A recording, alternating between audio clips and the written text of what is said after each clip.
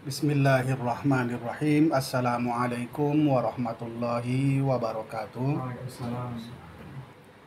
Alhamdulillah wassalatu wassalamu ala Rasulillah wa man la nabiyya ba'da.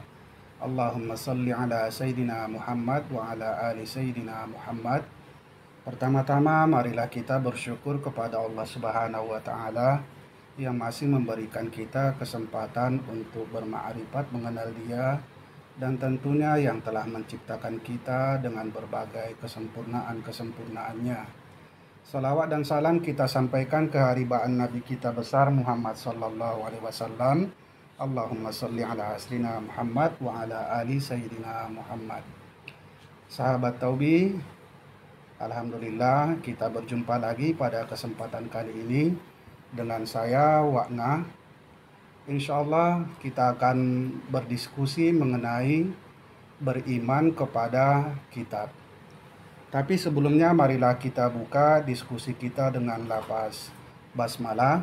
Bismillahirrahmanirrahim. Sahabat Taubi, beriman itu secara umum berarti adalah percaya, atau bisa juga yakin kepada sesuatu. Berarti kan sesuatu itu yang tidak bisa kita nampak, atau bisa juga yang kita lihat. Secara umum bisa kita lihat, tetapi ada juga yang kita imani yang tidak bisa kita lihat dengan mata kita sendiri. Nah, secara luas bahwasanya beriman itu satu keyakinan yang terbit dari diri seorang hamba kepada Tuhannya. Dan kalau kita buat di sini secara khususnya, ada juga yang mengartikan secara khusus bahwa dia percaya atau yakin dengan adanya Tuhan, dan tentunya ini adalah melalui penglihatan ainul basyirahnya, yaitu hatinya atau kolbunya. Dengan itulah dia mempercayai atau meyakini akan adanya Allah.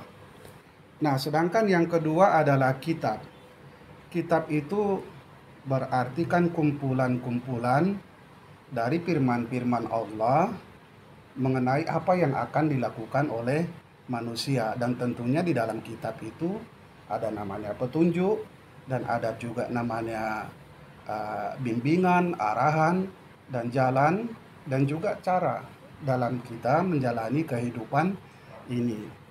Sahabat Taubi, di dalam surat Al-Baqarah ayat yang keempat, Allah Subhanahu wa taala berfirman,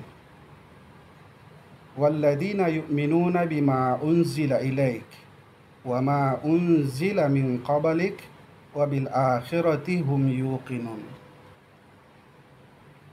Walladzina yu'minuna. Kata-kata yu'minu yang ada di sini adalah merupakan kata kerja. Namanya pun kata kerja, berarti ada satu usaha yang dilakukan oleh semanusia untuk mencapai tujuannya, untuk meyakininya. Nah, dengan cara apa? Tentu kita dengan cara belajar mengenai apa yang dimaksud dengan iman itu.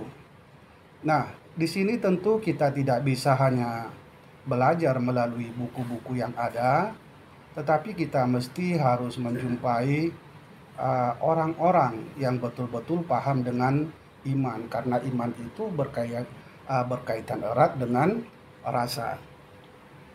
Sahabat Taubi, perlu kita pahami juga bahwasanya iman itu dari dulu, sekarang, dan yang akan datang, dan dia tidak akan pernah berubah. Iman itu tetap tidak ada perubahannya.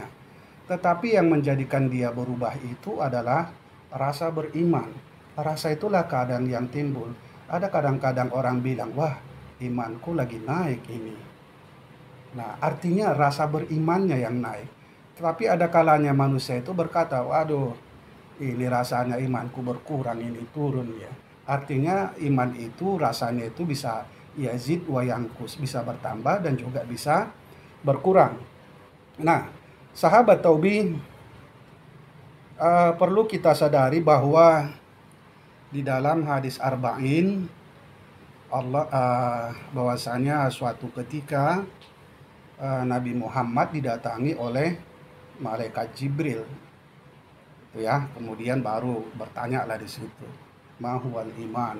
Maka dijelaskan, al imanu huwa antu'mina billah wa malaikatihi wa kutubihi hingga akhir. Nah, iman itu ternyata adalah percaya kepada bagian yang ketiga tadi mengenai kitab.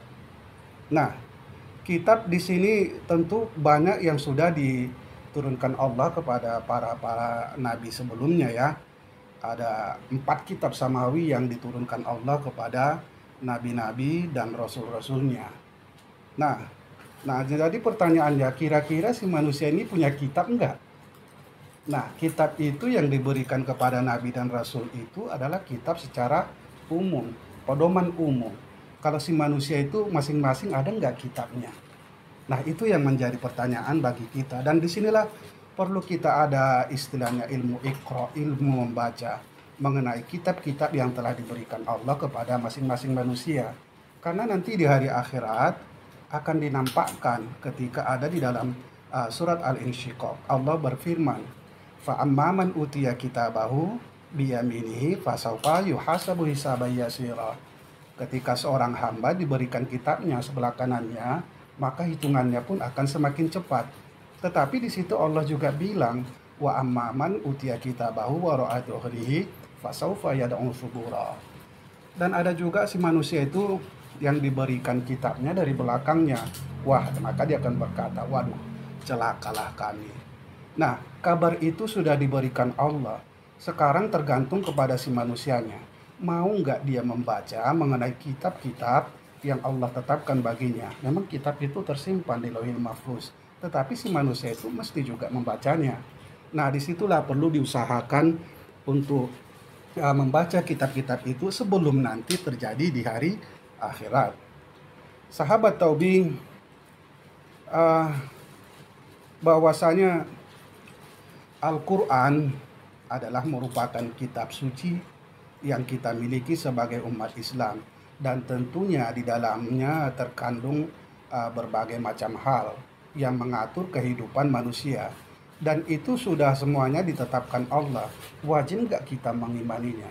Wajib, karena semua ketentuan-ketentuan yang Allah tetapkan itu dikumpulkanlah di dalam satu kitab namanya Al-Quran yang diturunkan kepada Nabi Muhammad SAW.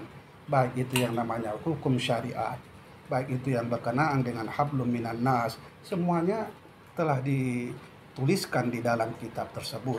Dan juga mengenai sejarah-sejarah yang begitu banyak. Apakah hanya sejarah Nabi Muhammad? Tidak. Mulai dari sejarah Nabi Adam, nabi-nabi terdahulu, Nabi Ibrahim, dan lain semuanya telah dituliskan Allah di dalam kitab itu. Nah, gunanya apa? Supaya kita bisa mengikra kembali perjalanan kita ini. Barangkali mungkin ada kemiripan-kemiripan dengan apa yang telah dialami oleh nabi-nabi sebelumnya. Sahabat Taubi,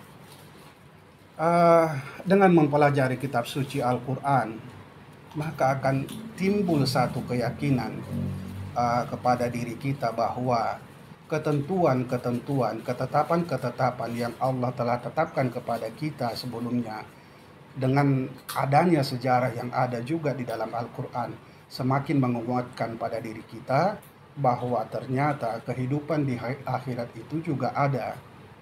Nah, kenapa dikatakan hari akhir? Apakah sebagai finishnya kehidupan manusia? Tidak juga. Artinya si manusia itu ibaratkan road race, ibaratkan balapan juga, atau kita buatlah ibaratkan maraton atau lari pagi dalam satu pertandingan. Kita mulai dari start awal, maka kita lihat di mana finishnya. Ternyata di awal itu juga.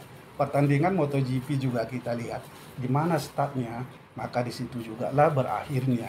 Artinya akhirat itu adalah kembali kepada asal mula kehidupan manusia itu sendiri. Sahabat Taubi, kira-kira sebagai kesimpulan kita adalah bahwasanya beriman itu adalah percaya atau yakin terhadap sesuatu, dan tentunya ini melalui satu proses-proses atau tahapan-tahapan yang harus dilalui oleh si manusia. Dan yang kemudian yang kedua, beriman kepada apa yang sudah diturunkan Allah berupa kitab adalah wajib. Baik itu kitab yang diturunkan kepada nabi-nabi dan para rasulnya, dan juga kitab yang ada kepada diri kita itu sendiri. Kemudian bahwasanya hari akhirat itu pasti ada dan kiamah itu juga pasti ada. Nah, inilah kita mempersiapkan, mengimani, mempersiapkan diri kita dengan cara belajar dan kemudian terus mempraktekannya, memahami dan mempraktekannya di dalam kehidupan kita ini. Sahabat Tobi, segala silap kata penyampaian pada kesempatan kali ini mohon kiranya untuk dimaafkan, dan kepada Allah sama-sama kita minta tolong dan minta ampun. Wallahu a'lam bishawab. Marilah kita tutup diskusi kita dengan lapas hamdalah. Alhamdulillahirabbil alamin. Inna lillahi wa inna ilaihi rajiun. Wassalamualaikum warahmatullahi wabarakatuh. Waalaikumsalam.